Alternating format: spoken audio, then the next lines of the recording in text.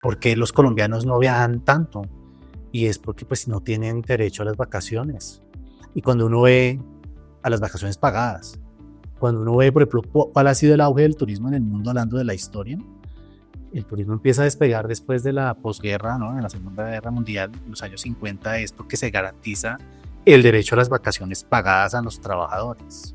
Todos en algún momento de la vida hemos sido turistas, desafortunado aquel que no ha podido y muy seguramente por condiciones materiales, ¿sí? Pero en este momento que se está grabando este video podcast, que estamos con tanto revuelo mediático y tanto debate en torno a la reforma laboral, a la consulta enmarcada en los temas laborales, nos damos cuenta que las condiciones laborales óptimas producen impactar positivamente una industria, un sector económico, un sector privado y un sector del empresariado, si lo dijéramos así, ya que se han nombrado mucho a los empresarios, a los emprendedores también. Yo trato de mediar entre el concepto de lo fuerte que suena el empresario a lo real y lo frecuente que suena ser emprendedor.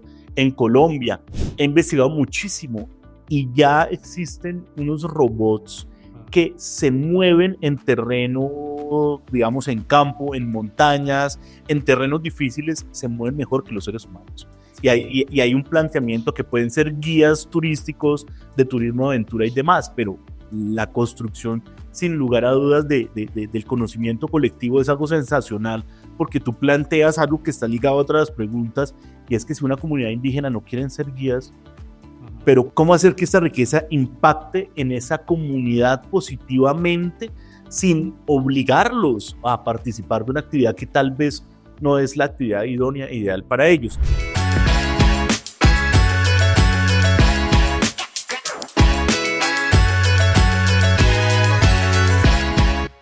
Hola, un saludo muy especial, bienvenidos a Futurismo. Soy Juan Camilo Vargas, co-creador de este proyecto y video podcast que va a transformar la visión que tenemos sobre la industria y sobre el sector turismo. Esperemos que lo disfruten, que sea un viaje y una inmersión en el universo, en el imaginario, en las historias y en la narrativa de nuestros invitados. Arturo, bienvenido, es un honor y un placer compartir este espacio dentro de Futurismo contigo. Parte de la esencia de este video podcast es hacer una introducción disruptiva a cada uno de nuestros invitados. Yo quiero invitarte a que te presentes como si fueras un destino en sí mismo. ¿Qué rutas internas invitarías a recorrer? Bienvenido. Bueno, muchas gracias, Juan Camilo, por este nuevo espacio, también esa invitación a este espacio de futurismo que además suena muy interesante porque todos los que estamos en ese sector estamos siempre pensando en cuál va a ser el futuro del turismo. Y bueno, una pregunta bastante profunda, ¿no? Bueno, yo, Arturo Bravo, soy... esto de definirse es como complicado, ¿no? Porque es que esto, y además como un destino turístico, porque cuando uno hace la venta de un destino turístico, como que siempre trata de mostrar lo bonito. Y creo que en esta sociedad estamos como cansados de lo que es también las autodefiniciones, pero pues me considero un hombre que está trabajando en los temas de ser cada vez más íntegro, más ético. Me defino como un hombre comprometido, alegre, que trata cada día de estar construyendo su propia felicidad. Y bueno, ¿qué rutas invitaría a recorrer? Y bueno, las que estamos recorriendo cada uno, creo que es esa ruta del autodescubrimiento, del aprendizaje continuo y por qué no también a veces de la deconstrucción, porque a veces hay que abandonar las cosas que uno cree, sabe, para estar abiertos a nuevas posibilidades.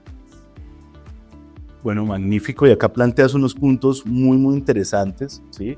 Porque claramente eres un destino comprometido, responsable, trabajador, y eso creo que es un elemento fundamental, sin lugar a dudas, para el crecimiento de cualquier destino turístico. Pero bueno, ahora quiero introducirme un poco en temas más allá simplemente de ese rol como profesional, sino en temas más personales, más donde se entrelaza el profesional, pero también el ser humano. Y quiero preguntarte, ¿cómo ha influido tu identidad en la construcción de políticas turísticas más inclusivas y diversas?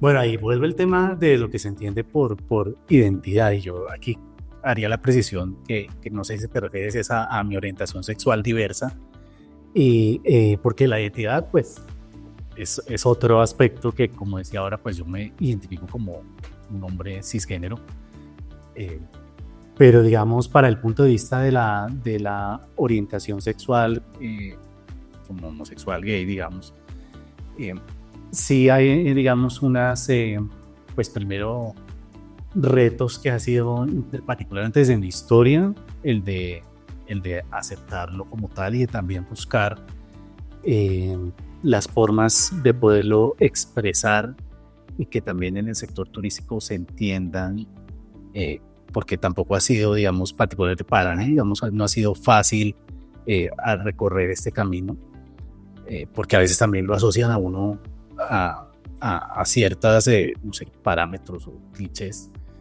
Y creo que, digamos, ha sido una fortaleza, ha sido un descubrimiento también importante de entender que yo soy un hombre diverso y que también hay un relato que construir sobre esa garantía de derechos para el sector social LGBTI en Colombia, y que desde el turismo eso se puede seguir construyendo.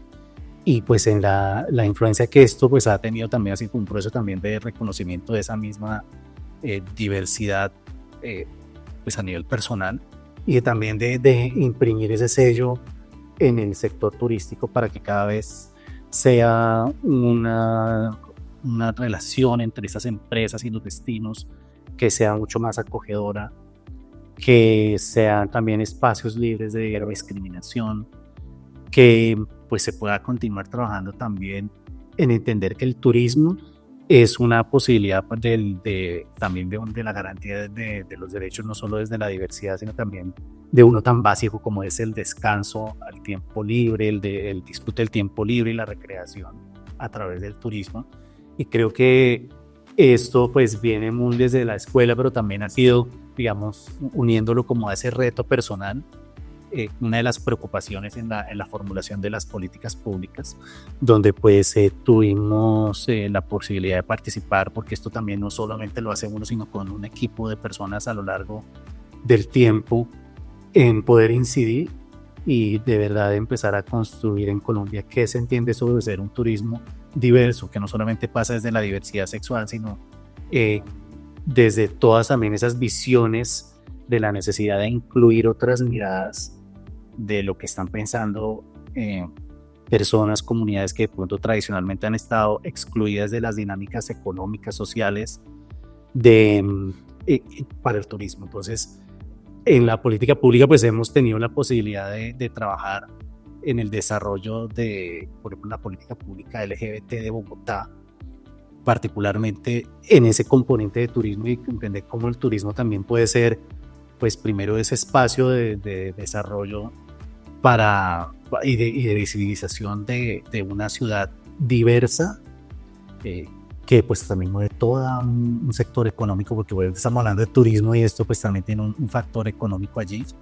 Entonces tuvimos la posibilidad de desarrollar como ese capítulo de turismo dentro de la política pública LGBT de Bogotá, y después pues llevar también esa inquietud a nivel de la formulación de diferentes planes sectoriales de turismo, de políticas nacionales, y poder implementar pues programas específicos en torno a ese sector que por ahí todavía van en construcción. A veces uno quisiera que las cosas vayan más rápido de lo que uno quiere, pero pues por ahí todavía se están cosechando esos frutos y todavía falta mucho para poder empezar a trabajar en esos temas.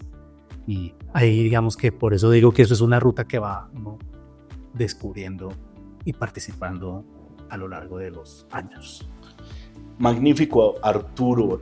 Nos damos cuenta que el turismo no simplemente es una industria, sino una herramienta cultural, política y de inclusión. Y eso me parece magnífico. Pero acá quiero abordar una pregunta ya metiéndole un poco de condimento y de picante al tema. ¿Y cuáles son los dilemas de ser un hombre gay dentro de estructuras institucionales conservadoras o tradicionales, como son algunas o varias de las estructuras de poder en Colombia? Bueno, eso es un reto constante.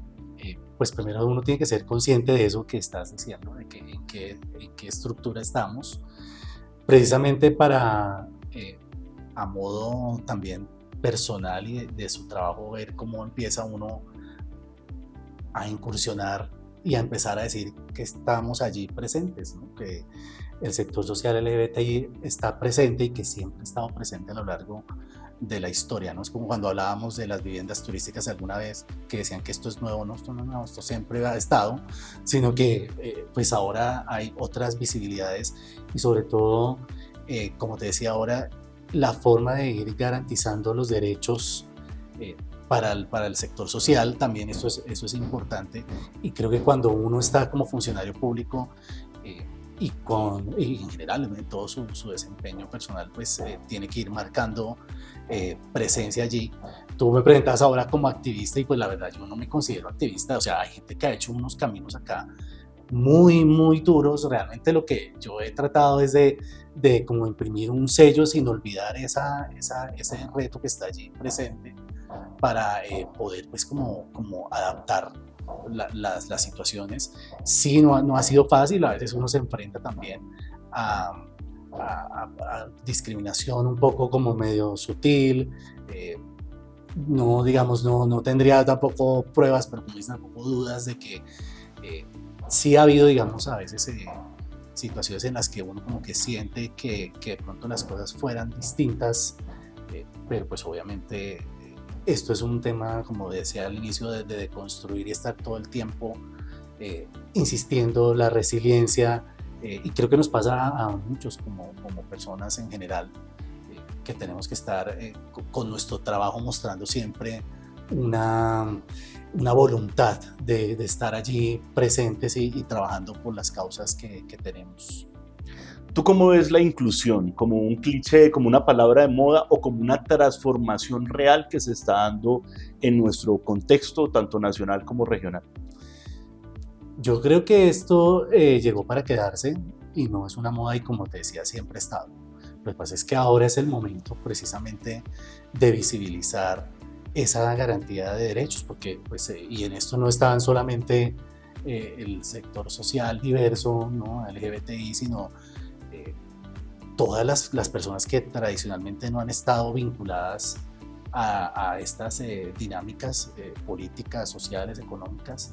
Y allí por eso es que está esto, digamos, aunque ahorita uno ve en el mundo como estos temas de movimiento anti-woke, pero realmente no es esto. O sea, creo que es como hablan por ejemplo las comunidades indígenas y las comunidades afro, es una deuda histórica, y le pasa también a las mujeres y le pasa también a todas las poblaciones diversas que requieren ser visibilizadas, y además porque pues no estamos pidiendo nada raro, porque eso está por ejemplo en el marco de derechos de nuestra constitución política, pues está presente y está vigente, y hay que empezar a construir las formas para poderlo hacer y comprender de una manera por parte de toda la sociedad.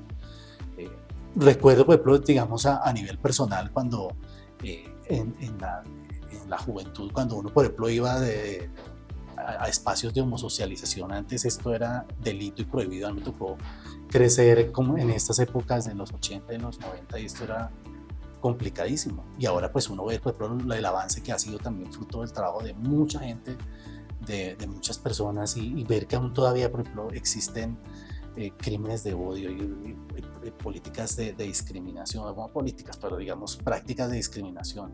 Pues esto es todavía preocupante, y creo que hay que seguir trabajando para cambiar esa situación. Sensacional, Arturo. Vamos a entrar a una nueva parte de nuestro video podcast, que es parte de la esencia pues, de la dinámica de futurismo, y esta sección se llama el lado B. ¿sí? Y el lado B, aplicado Arturo Bravo, lo denominamos Arturo sin corbata. Hoy tuvimos una grata sorpresa que Arturo vino sin corbata, pero Arturo siempre es una personalidad, un personaje, perdón, que está muy formal, muy bien elaborado en cuanto a lo visual de manera permanente. Entonces vamos a empezar con unas preguntas un poco más humanas, más íntimas, más profundas, ¿no? ¿Qué hace reír a Arturo y qué hace llorar a Arturo? Bueno, ahí hablando del lado B, me siento como si fueran como las épocas antiguas que habían los discos. Y bueno, tampoco es que sea tan formal, digamos que por las formas de lo que he tenido, que de los cargos que he tenido, y algunas veces la gente me molesta, porque alguna vez trabajaba en una institución, Parques Nacionales Naturales, que todos eran de otros estilos, digamos, de su forma de vestir, entonces yo llegaba con corbata. Me decían, es que es como un poco rígido, y de pronto sí, y eso tiene que ver con la pregunta también de qué me hace reír y qué me hace llorar, porque aunque, digamos, yo he tratado y vengo trabajando mucho en el tema emocional, porque sí, de pronto, a mí me cuesta mucho expresar a veces las emociones. Creo que soy de más fácil risa que de llanto.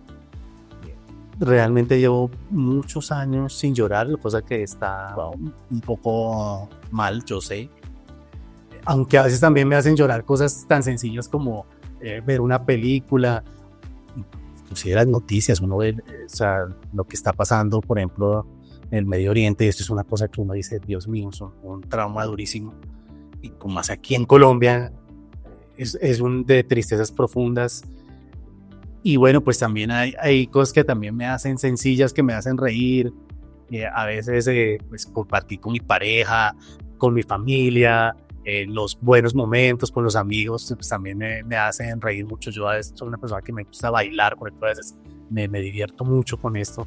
Últimamente no lo hago mucho porque, pues, por lo que estaba aquí en estos trabajos, pero digamos que trato de ser cada vez más divertido y de darle más espacio a la emoción, tanto a reír como a llorar. Cuando abres ese espacio a la emoción y te conectas, hay algo que está muy conectado con la emoción sin lugar a dudas, y son las artes, ¿sí? ¿Cuál es el playlist que escuchas cuando ya cierras el computador? No más Excel, no más trabajo, digámoslo así, formal, sino te conectas con la emocionalidad, con la sensibilidad. ¿Cuál es tu playlist? Uy, bueno, a mí me gusta mucho la música. No soy melómano así, pero siento que la música le permite precisamente a uno conectar, como que estamos hablando ahora. Y bueno, mi playlist es absolutamente variada. O sea, estos días estaba precisamente revisando y creo que en mi playlist personal hay más de, no sé, casi 4.000 canciones que van desde la ópera, porque me gusta también, hasta Elenita Vargas, pasando por la música colombiana, que me parece tan bonita. Y claro, también en mi playlist hay de reggaetón, perreo intenso y todo, pasando por la ranchera. Entonces digamos que también depende como el momento anímico. Escucho música, entonces no es como que yo tenga un género puntual, pero me gusta como presente transitar entre diferentes espacios, y también depende de lo que uno esté haciendo y del momento en la vida en que uno esté, porque yo sí siento que la música y lo que uno escucha tiene influencia en la forma como uno piensa. Entonces hay que también escuchar con prevención. Claro, hay que saber consumir desde todas las ópticas, ¿no? Es como la comida saludable, hay que consumir buenos productos, no ultraprocesados, ¿sí? Y lo mismo, lo que escuchas, qué consumes tu oído, y ese oído que está conectado a tu mente, y qué pensamientos te produce, qué emociones y demás, ¿no? Magnífico. ¿Cuál es un rincón secreto para ti en Colombia, que puede ser tanto urbano como rural, un rincón secreto para ti que nadie conoce, que podrías recomendar, que te genere a ti una explosión, ya que estamos tan conectados a esto de las emociones, y que te genera unas buenas emociones, sentimientos, recuerdos? Uy, bueno, es que Colombia tiene tantos lugares, ¿no?, por descubrir, Pero bueno, pues voy a remontar a uno que pues es como especial para mí, que yo vivo, pues mi casa familiar es en el barrio Kennedy en Bogotá, y allí hay un humedal muy bonito, pues Parque Tiniza, mucho lo conozco, pero realmente ahí hay un humedal que se llama Tinguazú, y aunque está en proceso de recuperación, es un ejemplo de cómo también un ecosistema se regenera. Ahí hay un espacio bien particular, algunos dirían un poco, todavía le falta, pero me parece que es un espacio bien bonito, sobre todo para conectar con la naturaleza, con el tema de las aves, como para relajarse y pensar. Hay otro lugar que recuerdo muy bonito también, hablando de las emociones, que es el Jardín Botánico de Ibagué. Casi nadie lo conoce. Y por ejemplo es un lugar donde uno puede ver estas mariposas morfo azules, así como esta pared, bellísimo, y uno va caminando y es ver esos destellos de estas luces azules, porque es que realmente pues la proyección de la luz sobre las mariposas, hay unos lugares que pues Colombia tiene además por todos los rincones súper inspiradores. El Sendero de las Mariposas también aquí en Bogotá, para salir al Camino del Meta por Usaquén. O sea, hay lugares que son secretos y que a veces la gente tiene muy cerca y que no descubre. Y bueno, estoy hablando muy desde Bogotá, pero por ejemplo hay lugares también que quisiera conocer y que no, a pesar de que pude, pues siguen estando en ese sector turismo, uno ha podido recorrer varias partes del país, pero aún hay una lista enorme por descubrir que, bueno, ojalá le quede a uno la vida y el tiempo para poder seguir descubriendo. Claro, y acá me sorprende tu respuesta, porque normalmente yo en el momento de construir la pregunta intuí que los invitados, o en este caso tú, iba a responder un lugar distante, ¿no? En la ruralidad tal vez, y vemos que hay veces tenemos lugares sensacionales al lado y no nos damos cuenta, ¿sí? Entonces me parece magnífico. Pero en este proceso, que creo que ha sido muy eficiente dentro de este video podcast, hemos ido como soltando algunas cosas de Arturo. Ya logramos que viniera el video podcast sin corbata. Pues ahora vamos a seguir rompiendo con eso. Es un poco de disrupción, así sea un poco cliché el concepto de disrupción, pero me parece genial que se vuelva cliché, porque creo que es algo que tenemos que hacer, de construir para construir nuevamente, y es un ejercicio permanente de nosotros como seres humanos. Sí, debe ser un ejercicio permanente, y ese ejercicio está vinculado a la autocrítica, a muchas cosas interesantísimas. Pero quiero preguntarte esto: ¿cuál ha sido tu momento más ridículo como funcionario público? Es más, la cierro más la pregunta. Como viceministro, ¿cuál fue tu momento más ridículo? Uy, no, bueno, digamos que precisamente hablando de estas de construcciones, o bueno, también, yo siento que cuando uno es funcionario público, uno tiene que tener una integridad tanto en su vida personal como profesional. Digamos que yo traté mucho como viceministro de cuidar la imagen, no mía, sino también del cargo y del gobierno. Okay. Entonces, aunque no pareciera, pero yo todo lo preparaba, y creo que es parte también, digamos, como de mi forma de ser. A mí no me gusta dejar como las cosas al azar. Entonces siempre traté de que las cosas estuvieran muy bien en la medida de lo que uno lo pudiera controlar. Entonces no recuerdo ahorita, digamos, como un momento así, digamos, como que uno dijera como viceministro. Como una pena profunda, como, uy, la embarré, como, ay, esto no era, por acá no era. Traté de que nunca pasara. Y claro, pues obviamente sí hay momentos difíciles de tensión. Pero pues bueno, recuerdo alguna vez cuando estaba más jovencito como funcionario público, no como viceministro, y creo que también me sirvió como aprendizaje para eso que estoy hablando, de uno preparar bien las cosas, y inclusive inclusive cualquier mínima intervención uno la tiene que estar preparando y digamos también viendo las implicaciones que eso puede tener.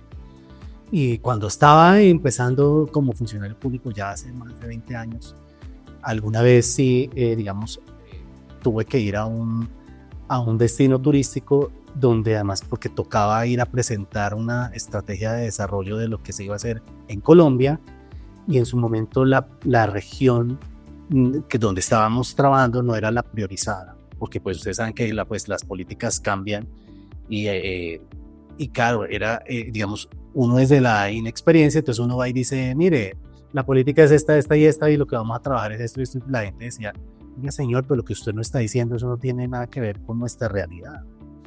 Y claro, a veces uno, digamos que también eso tiene que ver con el ejercicio no solamente de marketing, de poder ajustar el discurso a las audiencias, sino también desde el ejercicio de lo político, que también uno tiene que adaptar su lenguaje a lo que se está diciendo. Entonces, no fue de ridículos, pero sí fue, digamos, tenso, porque la gente decía, oiga, pues, ¿usted qué es lo que está diciendo?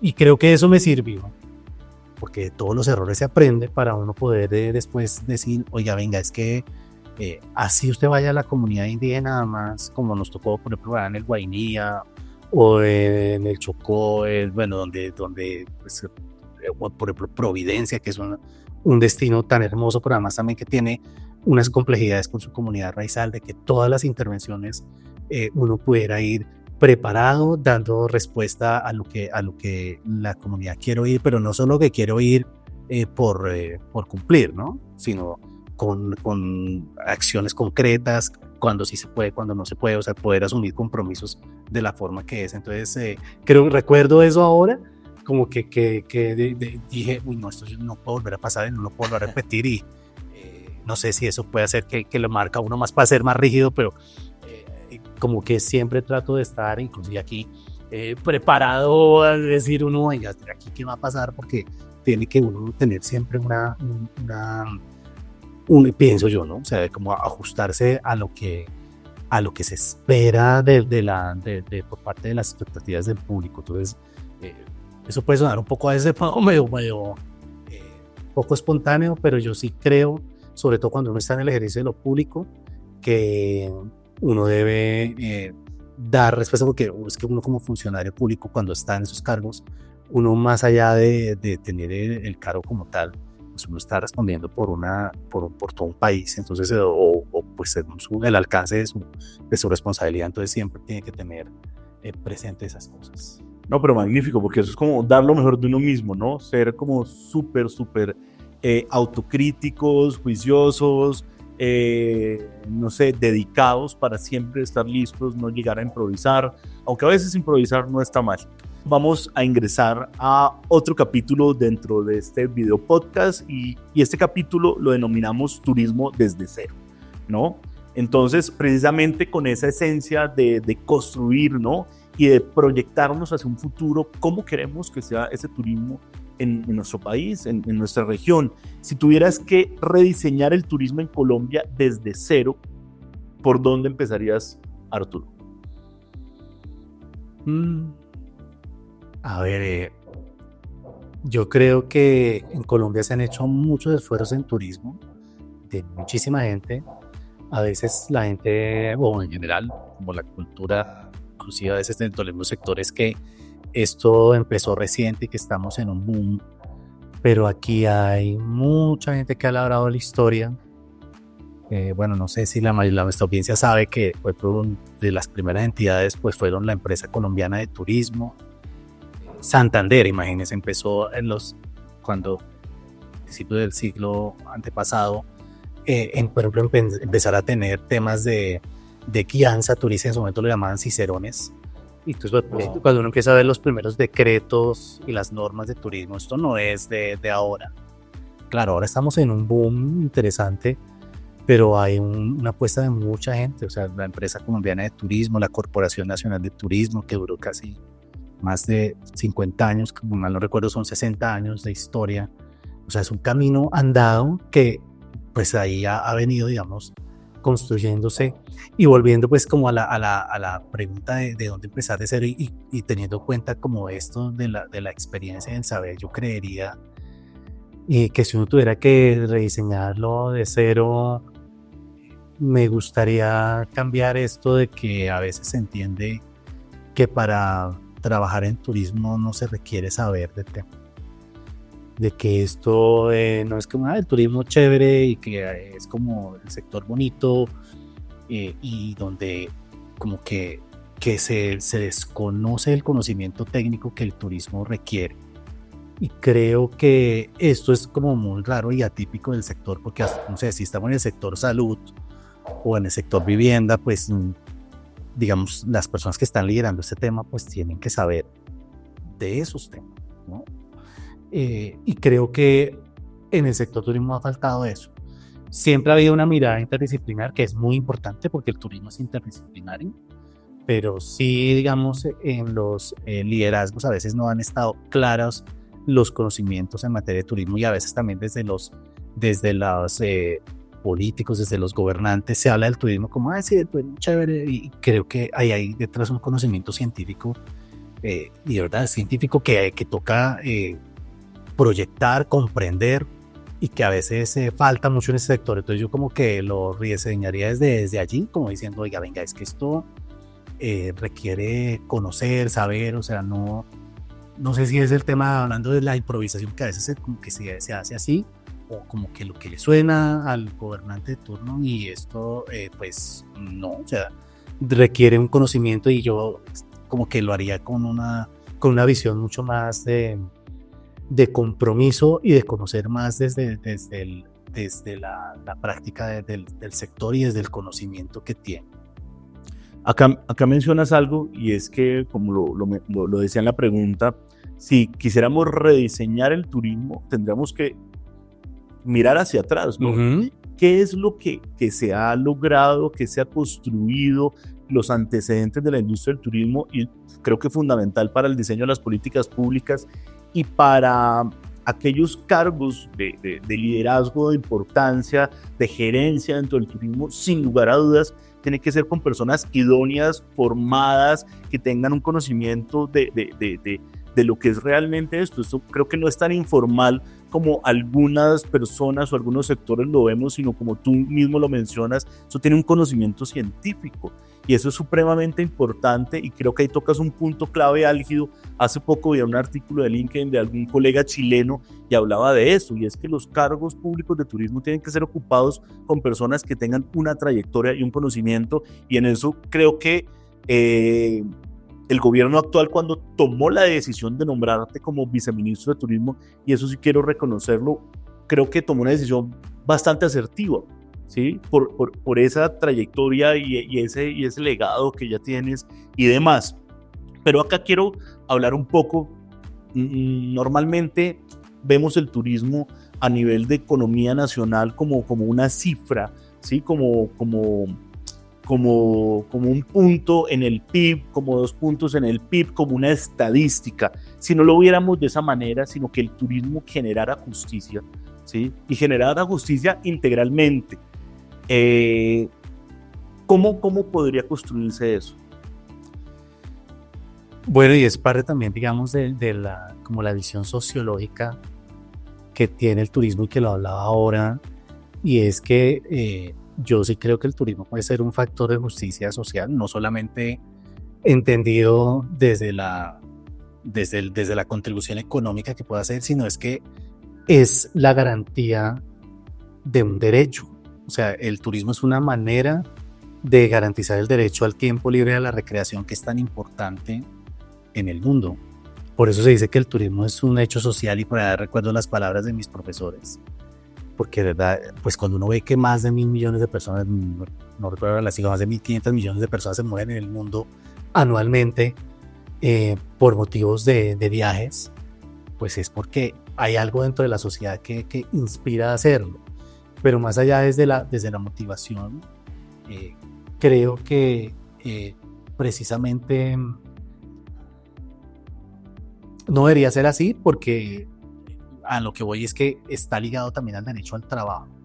Y alguna vez, cuando hablábamos en las políticas públicas, en estos, digamos, espacios de gobierno, por ejemplo, cuando nos preguntamos por qué los colombianos no viajan tanto, y es porque pues no tienen derecho a las vacaciones.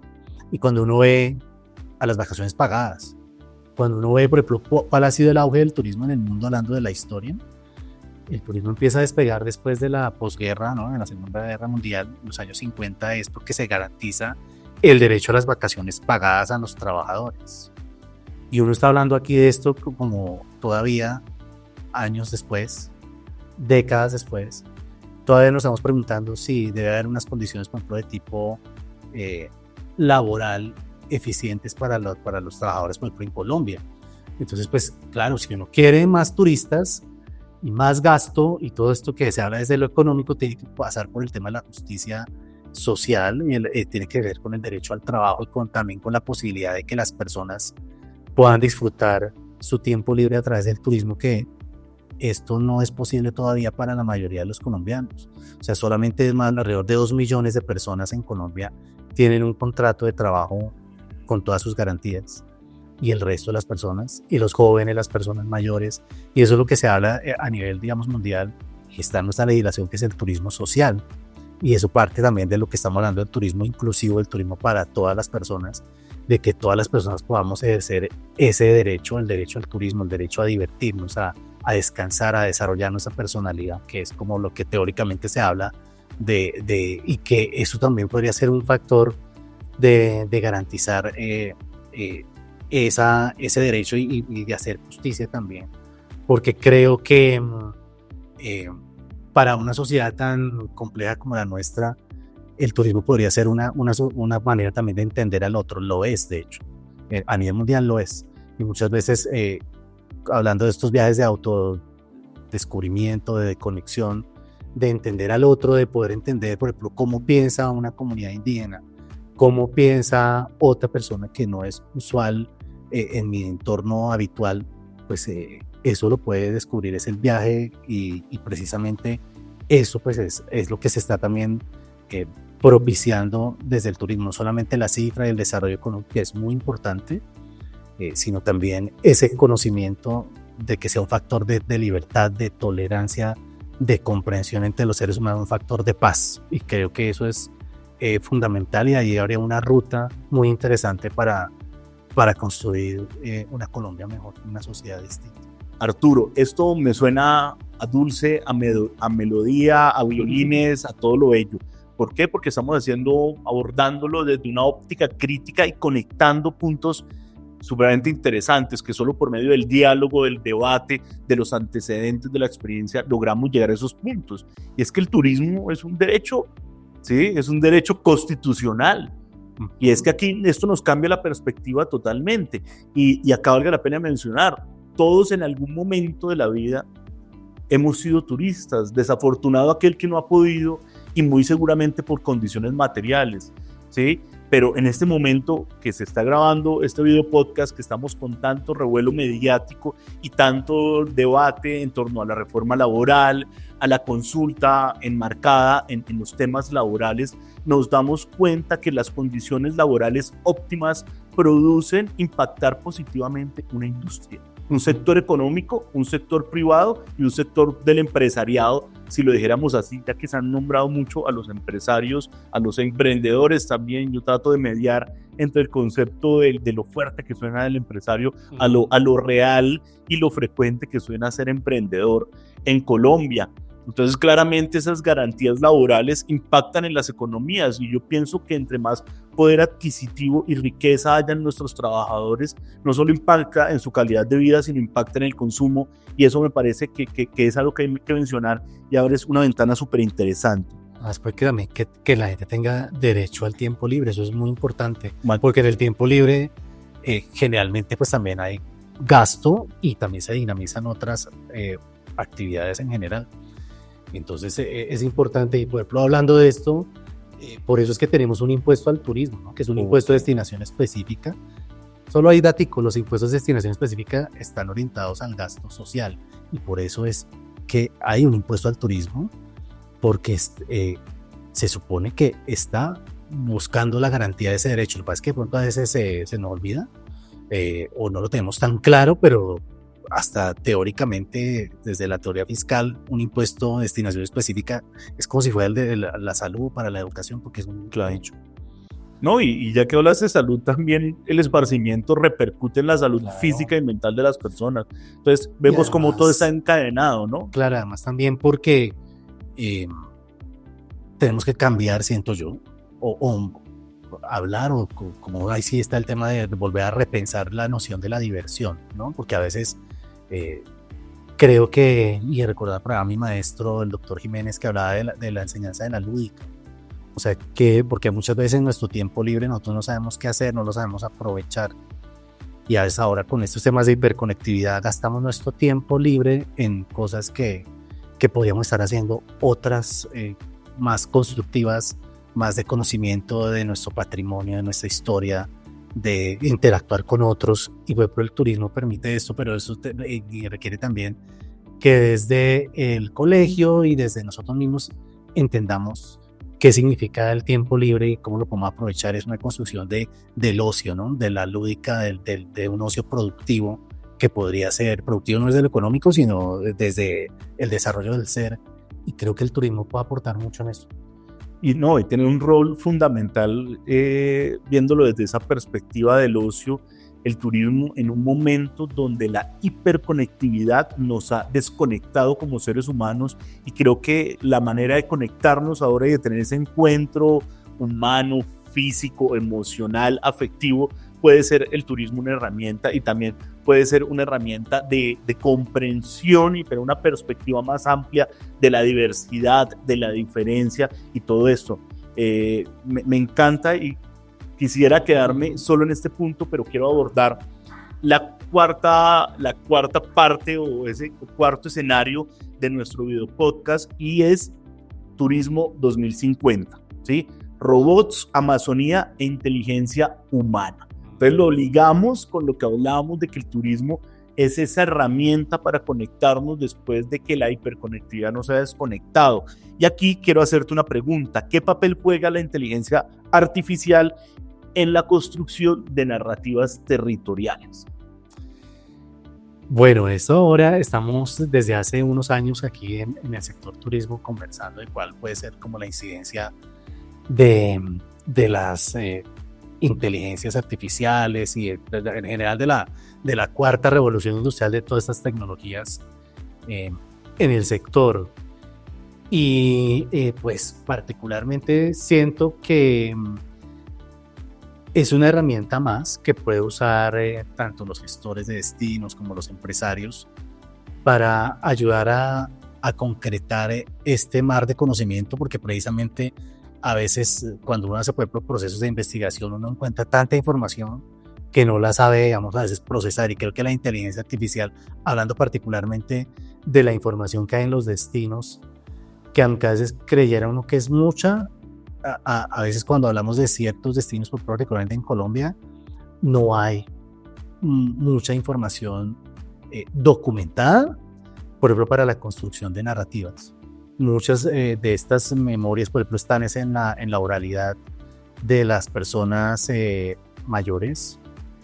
Si uno quisiera hablar de, por ejemplo, cómo se hace una receta tradicional, eso no va a estar en la inteligencia artificial, probablemente, ni en los podcasts, ni en nada. Eso está todavía en la presencia humana.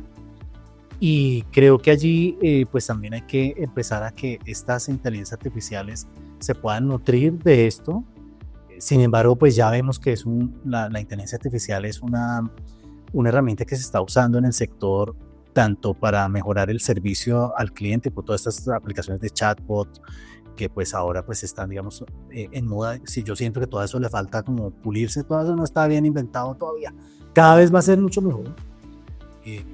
Y por supuesto, para, digamos, la construcción de narrativas, pues es también interesante y valioso, porque permite, pues digamos, recopilar una información interesante, pero creo que ahí debe estar el elemento humano también para discernir claramente qué es correcto, qué no es lo verdadero, porque no necesariamente lo que está allí es lo que está en la web.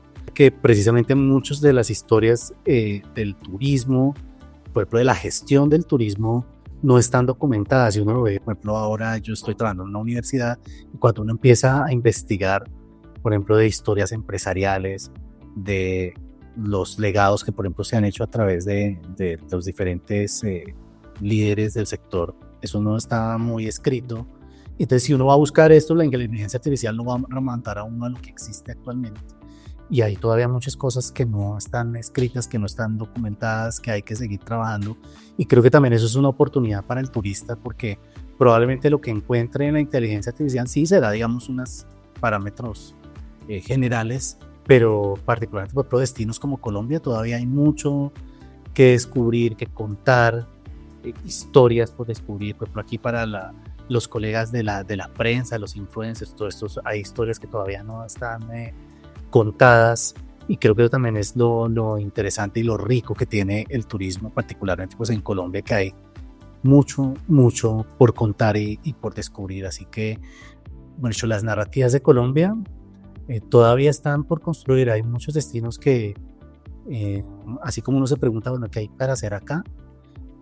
Todavía no, cuando uno llega, que porque se supone que desde el punto de vista técnico las narrativas son como ese guión que construye la experiencia de viaje, todavía eso está como por escribir y por complementar y por documentar. Y creo que ahí hay una riqueza enorme en el patrimonio inmaterial oral que tiene Colombia. Por ejemplo, yo creo que los relatos de nuestros mayores, de nuestros ancianos, de nuestros pueblos indígenas, todavía no está ahí. Pues que yo sepa, no sé, pues probablemente ahora con el desarrollo de las computación cuántica y que todo esto permitirá tener otras interacciones para integrar información, probablemente salga, pero creo que en el viaje todavía uno puede descubrir eso, además porque qué aburrido también que todo sea con una narrativa preestablecida, ¿no? O sea, claro, cada vez los viajeros y los turistas están buscando es como llegar y encontrar nuevas formas y otras cosas que no se han contado. Claro, hay mucho por documentar, y ese mucho por documentar también gira en torno a la dimensión de la oralidad, ¿no? Y creo que el documentar esto y la experiencia en sí misma de los viajes nos lleva a algo muy importante, que es la construcción de identidad. Y creo que es una búsqueda y un camino que tenemos que seguir trabajando en Colombia. Creo que no hemos logrado encontrar la identidad. Yo hay veces hago el ejercicio conmigo mismo y yo digo, ¿qué soy yo? ¿Sí? Y empiezo esa búsqueda. Es difícil para un país como Colombia, que está más tan mega diverso. Claro, total. Creo que hay 116 pueblos indígenas, si no mal recuerdo. Entonces, y como 86 lenguas, pues son 86 formas de expresar el pensamiento. Para solo hablar de eso, sin hablar de nuestras diferencias y también lo que nos une a nivel cultural, de tribus urbanas, de sectores sociales. O sea, hay una cantidad de relatos que a veces los que están son los hegemónicos, ¿no? Los que se han establecido y que se ha dicho, pero hay muchas cosas que todavía no están por allí por construir, y hablando con miras al 2050, que eso es ya. Sí. Porque ahora hablábamos recientemente en algún evento que, por ejemplo, tenemos la Agenda 2030, ¿no? Y la Agenda 2030, ahora estos temas que hablabas de la Amazonía y todo esto. El 2030 es ya hace 5 años. Y yo la verdad siento que el cumplimiento de los objetivos de desarrollo sostenible, vamos en la senda, pero está un poquito quedado. Sí. Falta mucho, entonces va a tocar probablemente a dar un compás de espera para el 2050, donde por ejemplo todos esos aspectos del cambio climático, de la inclusión de otras formas de pensamiento en las dinámicas económicas, de lo regenerativo, de la incursión también de las tecnologías con un acceso democrático para todos, que no se haga solo un relato único, sino distintas posibilidades. Eso va a tener que estar ahí presente, o transversal por lo menos, al cumplimiento de esos objetivos de desarrollo, y sobre todo en un país como Colombia, que tiene tantas brechas económicas, sociales, culturales, que hay que empezar a también a ver cómo se habla de eso, y a ver cómo nos definimos, si es que hay que definirnos, porque yo a veces cada vez creo que no sea necesario. Claro. Bueno, vamos a esta pregunta que me parece súper interesante, y ya pongo un poquito de contexto de dónde surge la idea de esta pregunta, pero primero te la voy a hacer. Uh-huh. ¿Podrán los robots ser guías turísticos en la Amazonía? Bueno, no, pues yo creo que ya uno ve que en el sector turismo la tendencia en la robotización está frecuente para sobre todo tareas pues como repetitivas.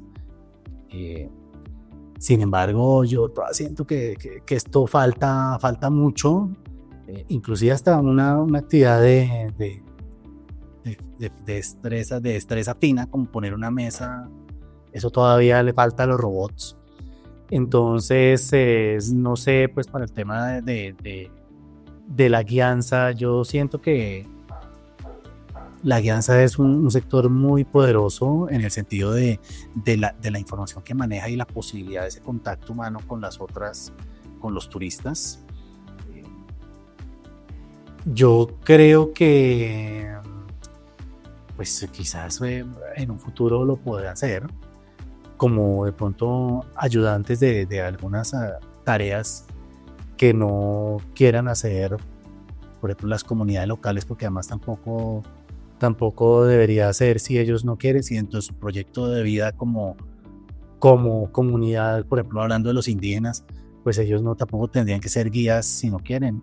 Entonces, si la tecnología puede entrar a apoyar a hacer eso, de hecho es que esto no es nuevo, ¿no? O sea, por ejemplo, ya hay audioguías, por ejemplo, no son robotizadas, pero digamos, para contar un relato y esto, pues hay muchas maneras de hacerlo, y yo creo que podrían ser un apoyo interesante, por ejemplo, para comunicar contenidos en otros idiomas, en buscar también preferencias específicas para ciertos turistas. Bueno, si tú viajas por motivos de observación de flora y fauna, si yo viajo por motivos culturales, pues digamos, estas tecnologías podrían ajustarse a los diferentes segmentos de clientes y antes ayudar a que esas comunidades indígenas pudieran tener otra manera. No digo con eso que la robótica va a reemplazar la guianza, pero como todo, creo que la tecnología puede ayudar al desempeño en general de todos los múltiples oficios que tiene el sector, ¿no? Porque es que además, recordar que el turismo son, pues según la OMT, son como 12,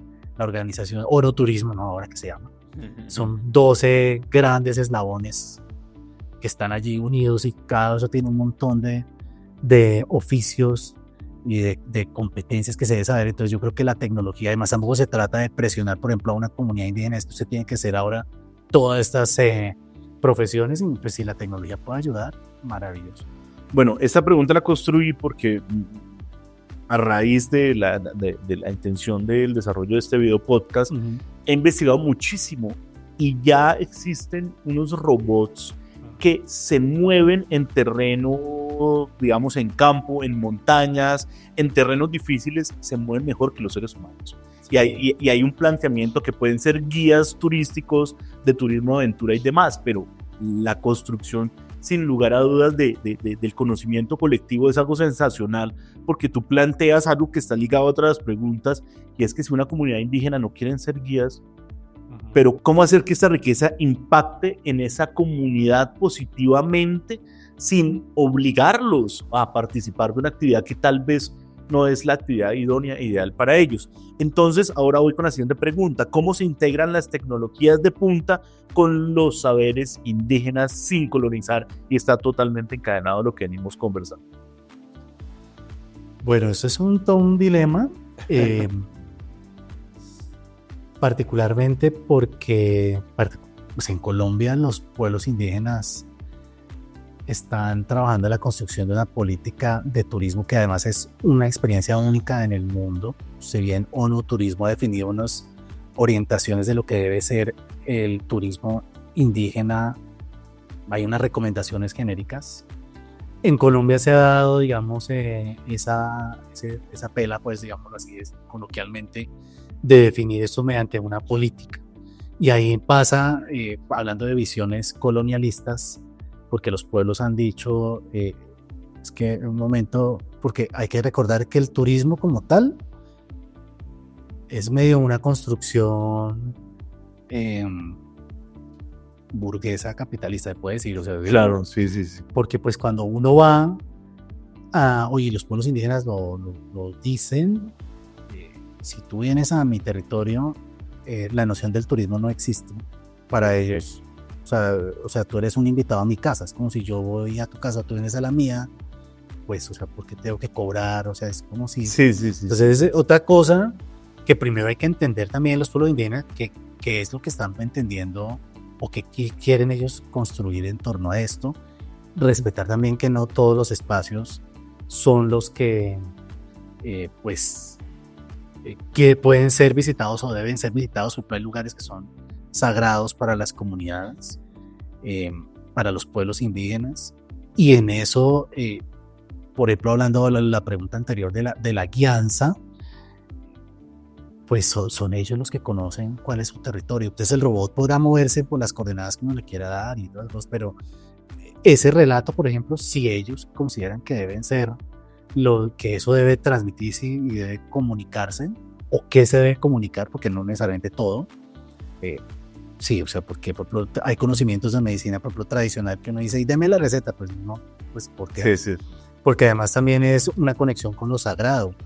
Okay. Entonces eso ahí hay también formas de comprensión, y también, digamos, ha habido debates de eso, o sea, ¿por qué yo tengo que entrar a servir y cobrar? Sí. Entrar en No esa todo es una dinámica mercancía, sí. Claro, pues que es mercantilizar mi territorio Sí, sí, donde sí. yo vivo.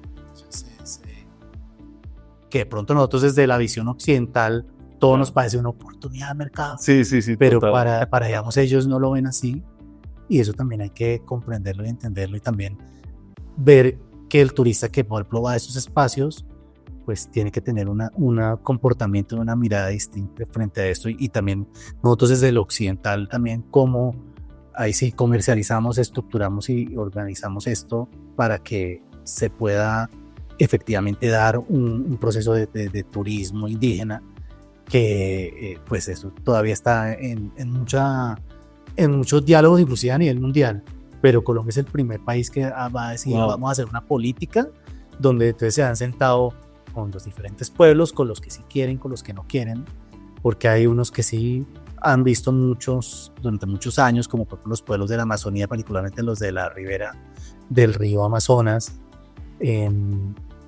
los indígenas, por ejemplo los wayuu, ellos dicen, pues sí, chévere, porque ellos, además porque también ellos han estado en contacto con otro tipo de actividades, por ejemplo, extractivas, ¿no? Hay que decirlo también, sí. Pero otros pueblos no, o sea, ellos dicen, bueno, ¿cómo así? ¿Por qué? ¿Cómo por qué? Y entonces, esto es una pregunta, digamos, que está como ahí todavía en respuesta. Sí, pero chévere abordarlo. Es que no todo debe ser una mercancía. Sí. Y cuando no todo es una mercancía, no todo debe estar ligado, regulado o inmerso en la dinámica del mercado. Y ahí es donde el Estado juega un rol fundamental de la comprensión de la cultura, del imaginario y de las narrativas de estos pueblos. Y acá se conecta, y me ha parecido sensacional cómo vamos hilando todo y vamos tejiendo, creo que dentro de este escenario.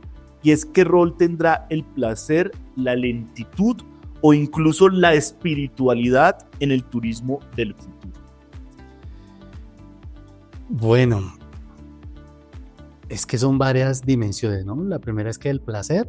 El placer, la lentitud y la espiritualidad. Bueno, el placer. Esto que es como hablando de lo hedonista, y tiene que ver con lo que hablábamos ahora de la noción de la diversión. Claro. Cuando uno habla técnicamente, digamos, del turismo, por ahí se habla del modelo hegemónico de diversión. Eso suena como extraño, pero es... Sino japonés. No, de pronto por lo hegemónico, ¿no? Y es porque en Occidente, hablando aquí el tema de... nos hemos acostumbrado a que hay una forma de divertirnos. Entonces, la diversión generalmente está asociada al desenfreno, al placer desmedido de los sentidos, al consumo de sustancias, el alcohol, entre otras, y la gente piensa que eso es divertirse. Y yo creo que la sociedad actual tiene que repensar si eso es lo que quiere como modelo de diversión y de placer, y si eso es lo que le genera placer. Entonces, porque gran parte de las preguntas y de los efectos negativos que genera el turismo pasan por eso, y lo vemos en nuestro país, donde la gente se queja de que la fiesta del vecino, de que es que, porque además como yo estoy en un tiempo distinto, o sea, nosotros estamos trabajando acá, pero si los vecinos al lado están en una rumba porque están buscando el placer, ¿qué es lo que debe ser? Entonces yo me debo como turista adaptar o imponer mi necesidad de diversión y de placer. Creo que eso ahí está para preguntarse, y por eso es que ahora hay movimientos de que turistas go home y todas esas cosas, porque no quiero Claro. su desorden y porque para la comunidad, pues las comunidades inclusive, pues como comunidades residentes en barrios que se vuelven turísticos, pues esto se vuelve un poco molesto, porque es que la gente está en otro mood, ¿no? Entonces hay que también como ver qué es lo que se entiende en la sociedad actual por diversión. Claro. La otra era la noción La lentitud, de la el contraste. Claro, entonces, contraste. exactamente. Precisamente con esto de que estamos hiperconectados y que la sociedad va a mil, y que estamos en las búsquedas internas del autodescubrimiento y de la conciencia plena, creo que sí, ya digamos es una de las tendencias que se ve en los productos turísticos, de que se están buscando sitios slow, ¿no? De hecho, en Colombia se está trabajando, y hay un proyecto todavía por allí se trabajó desde el gobierno nacional para empezar a certificar pueblos slow para el turismo. Wow. De empezar a encontrar otras dinámicas alejadas de esos circuitos tradicionales de turismo, donde todo ese desenfreno, esa diversión cambia. Y pues más allá de que ser la moda o de un nicho, pues también hay que ver si la sociedad está dispuesta a hacer esa pausa. Cada vez más vemos que hay por un lado unas búsquedas, pero por otro lado hay una presión también del mismo modelo a que sigamos consumiendo rápido y viviendo rápido. Y en la búsqueda final del sentido de lo espiritual, pues ahí esto pasa por también las construcciones culturales de las religiones, de las formas de vida, de la filosofía, ¿no? De la comprensión del universo, que esto pues se vuelve un poco filosófico, pero pues ahí creo que ligado pues también a las dos anteriores del placer y de parar el ritmo de vida, creo que pues sí, la búsqueda de la espiritualidad está presente, y puede ser una tendencia interesante de futuro. De hecho ya lo es, ¿no? O sea, pues cuando uno habla, por ejemplo, del motivo de viajes religioso, por ejemplo, de los diferentes cultos que puedan existir o religiones en el mundo, pues es uno, si mal no recuerdo, creo que es el segundo motivo de viaje más importante del mundo. Entonces ya está. Increíble. Entonces ya está. O sea, siempre ha estado esa búsqueda de lo espiritual. Y en Colombia, por ejemplo, según los datos de los recientes estudios que se hicieron con el Ministerio y Fontur, pues aparece como el tercer motivo de viaje de los colombianos, en una proporción pequeña, pero es después de ocio, visita a familiares y amigos, el tema espiritual, el tema de viajes religiosos. Qué bien. Para los colombianos, por ejemplo, ahí está presente.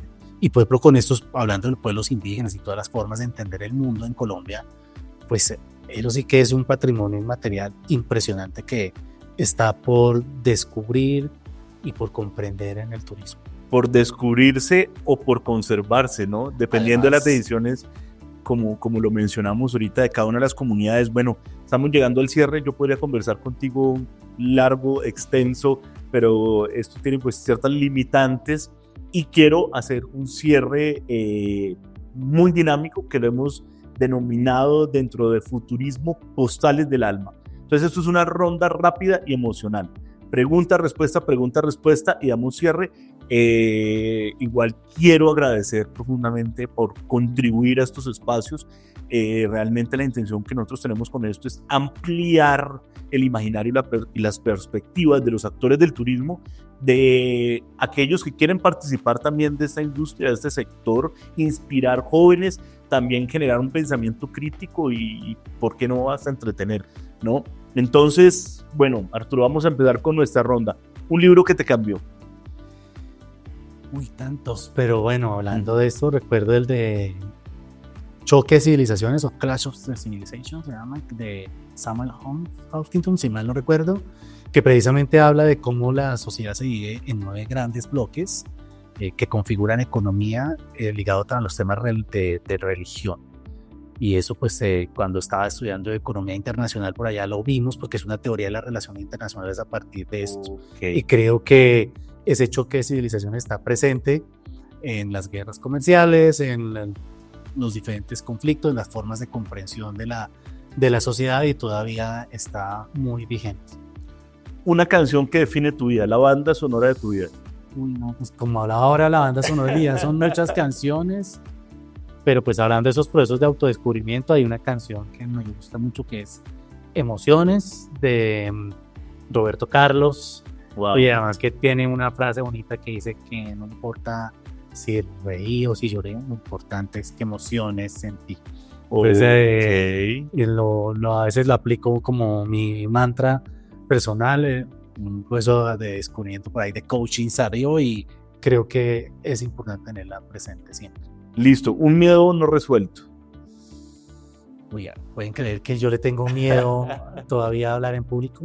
Aunque no parezca. Ok, no parece para nada. Y además porque la vida me ha puesto de docente, de funcionario, de hablar a diferentes públicos, y por eso al inicio lo que hablábamos de preparar siempre todo, porque yo creo que es preparar frente a ese miedo, y aún todavía cuando yo tengo que dictar clase y pararme frente a salones virtuales y presenciales, no deja de darme y eso no crean que me pasó factura cuando estando de funcionario público, porque era un estrés pues constante todo el tiempo, de bien sea que ir a hablar al Congreso para presentar un proyecto de ley, o ir a hablarle a los empresarios, a 2.000 empresarios como en nuestros eventos, porque era todos los días así, y ese miedo no resuelto está ahí presente, y bueno, estamos trabajando en él. Vale, perfecto. Y la última pregunta, un destino que aún no te atreves a visitar. Uy, que no me atrevo a visitar pues porque no pude, pero además lo tengo como en esa lista pendiente, y es el Vaupés. Wow. El Vaupés, que además es pues no he tenido la oportunidad de conocer, pero a todo el mundo le pregunto siempre cómo le fue y qué tal, y además porque hay unas maravillas allí por descubrir, sobre todo hablando de turismo indígena, de esta biodiversidad del país. Otro que también recientemente me enamoraron de los relatos es el de Bosques de Pandora en Santander. No sé si tú conoces allá. Sí. No lo conozco, pero eso es uno de los destinos así soñados. Estos destinos de naturaleza que Colombia tiene, que son pues impresionantes, porque además combinan bien la presencia de esta biodiversidad con la cultura. Pero creo que me quedo con el Vaupés, que además fue como lista de pendiente y nunca pude ir, pero espero pronto ir. Pues Arturo, la verdad hemos llegado al final, acá gratamente emocionados, agradecidos. Creo que ya que hablábamos del entretenimiento y del esparcimiento y ese derecho fundamental que puede estructurarse en torno a esto, para mí esto es entretenimiento. Yo disfruto, creo que en mi ocio podría ser conversar con personas tan increíbles como tú extensamente, tomándose un café, tomándose una bebida alcohólica, lo que sea, pero me parece magnífico. Hemos llegado al cierre. Muchísimas gracias por participar, contribuir a este espacio, y gracias a todas las personas que llegaron a este punto. Vamos a seguir construyendo de esta manera. No los voy a invitar a que nos sigan. Si considera que esto es valioso, síganos, o si no, no nos sigan. Y pues de verdad que muy conmovido con este espacio. Muchas gracias a ti, Juan Camilo, por la invitación. Y bueno, aquí entre todos estamos construyendo ese futuro del turismo, ese futurismo. Sí. Y no, pues muchas gracias, además, porque esto es parte del ejemplo de lo que estamos hablando, del contacto humano, de la conversación, de esa dialéctica que siempre hay entre las personas, y que no se puede olvidar que es lo más interesante que tiene nuestro sector del turismo. Así que estoy seguro que en el futuro habrán muchos más diálogos y mucho más constructivos, y con otras personas que pueden seguir enriqueciendo estas dinámicas. Así que muchas gracias por la invitación y muchos éxitos. Con todo gusto, claro que sí. Adiós. Chao, gracias.